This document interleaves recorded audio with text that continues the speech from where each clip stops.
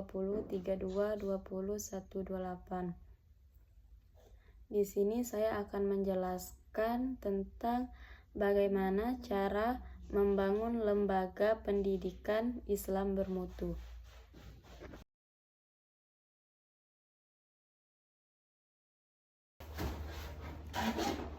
Pendidikan Islam merupakan wahana strategi dalam mencetak generasi yang tidak hanya cerdas secara intelektual, tetapi juga memiliki integritas, moral, dan spiritual yang tinggi. Di tengah tantangan globalisasi, revolusi industri, serta pergeseran nilai-nilai sosial, lembaga pendidikan Islam dituntut untuk terus berbenah dan bertransformasi agar mampu menghasilkan lulusan yang unggul, berkarakter, dan adaptif.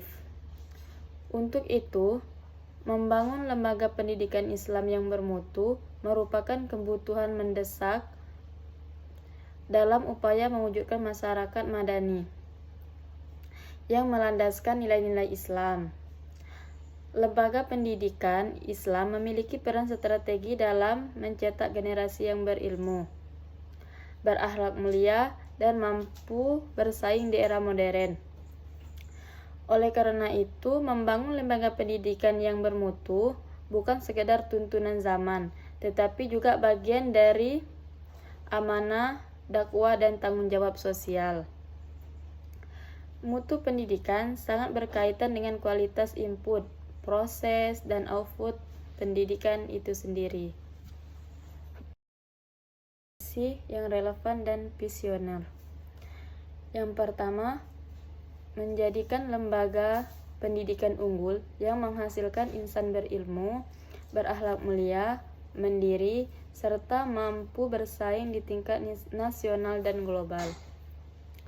Yang kedua, menyelenggarakan pendidikan berkualitas yang berbasis nilai-nilai keislaman dan ilmu pengetahuan modern. Yang ketiga, menanamkan akhlak mulia dan karakter Islami dalam setiap aspek kegiatan pembelajaran dan kehidupan sekolah. Yang keempat, ada mengembangkan potensi peserta didik secara optimal melalui kegiatan akademik dan non-akademik.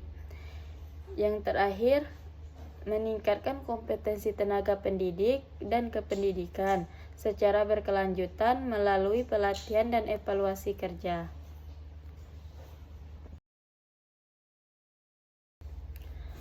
Pengembangan kurikulum terpadu. Kurikulum terpadu adalah pendekatan pengembangan kurikulum yang mengintegrasikan antara ilmu umum dan ilmu agama, sehingga tidak ada pemisahan tajam antara keduanya. Dalam konteks pendidikan Islam bermutu, kurikulum ini dirancang untuk membentuk insan yang cerdas secara intelektual, spiritual, dan sosial. Nah, tujuan pengembangan kurikulum terpadu yang pertama itu menyatukan nilai-nilai Islam dalam semua mata pelajaran, bukan hanya pada pelajaran agama. Yang kedua, meningkatkan mutu pendidikan baik dari aspek akademik maupun akhlak. Penerapan manajemen berbasis mutu.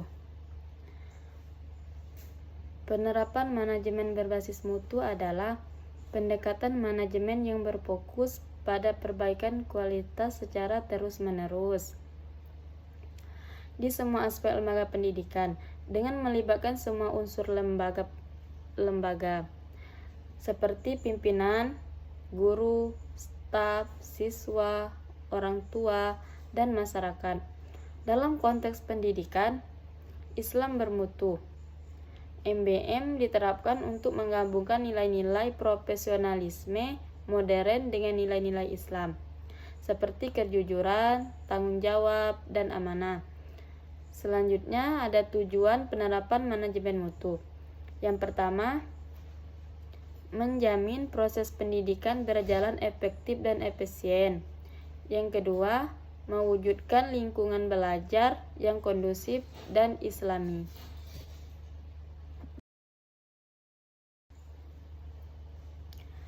Membangun kemitraan strategis.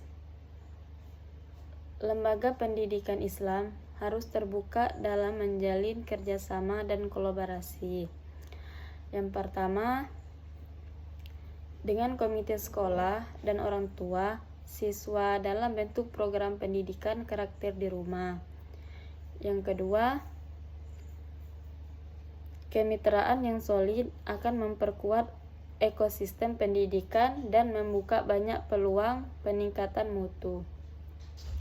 Yang terakhir ada dengan pesantren, kampus, dan instansi keislaman dalam pelatihan atau pertukaran tenaga pendidik.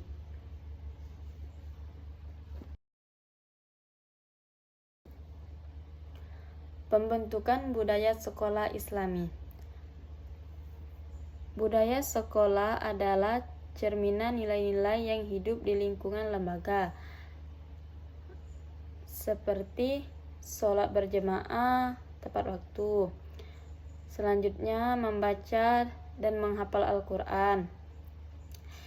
Selanjutnya berpakaian sopan sesuai syariat, mengucapkan salam sopan, santun, dan akhlak mulia.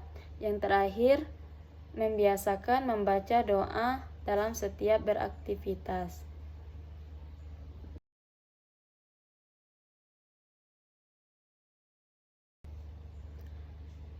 Pengadaan sarana dan prasarana yang memadai.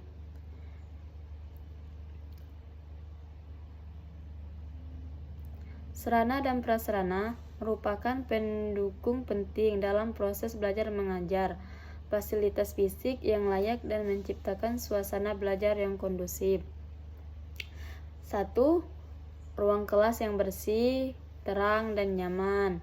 2. Perpustakaan dengan koleksi buku-buku Islam dan ilmiah yang memadai. Yang ketiga, laboratorium IPA, komputer, dan bahasa. Yang keempat, masjid atau musola yang representatif untuk kegiatan ibadah. Yang terakhir ada akses internet, perangkat pembelajaran digital.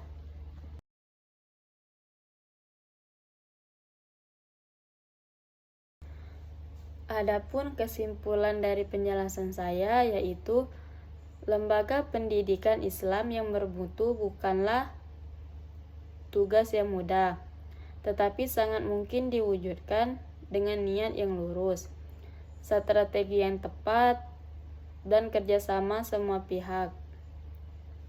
Mutu bukan hanya tentang prestasi akademik, tetapi juga pembentukan karakter dan spiritual siswa.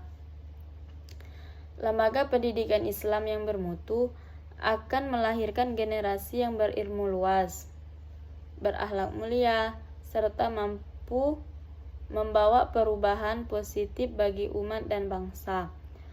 Oleh karena itu, mari kita jadikan mutu sebagai budaya dalam setiap aktivitas pendidikan.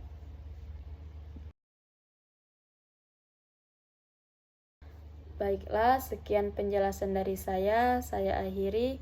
Wassalamualaikum warahmatullahi wabarakatuh.